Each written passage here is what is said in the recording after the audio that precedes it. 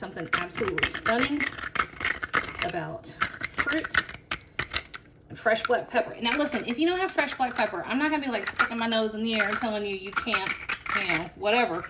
But honestly, if it's not fresh, cracked, and kind of big, you see how big those pieces are? If it's not that, just skip it. It's delicious no matter what. All right, this is it. Now, before you serve this, stick it in the refrigerator. Give it a good couple hours to get nice and chilled. And the acid and the salt is gonna go to work on those strawberries. They're gonna release a lot of their juices. It's gonna dissolve that brown sugar more completely, and it's gonna make this luscious little sauce. Really, makes its own sauce. However, this little strawberry, oh shoot, I got two. Those nice little pieces of black pepper. Holy crap, y'all. That is spectacular. All right, the perfect dish for summertime.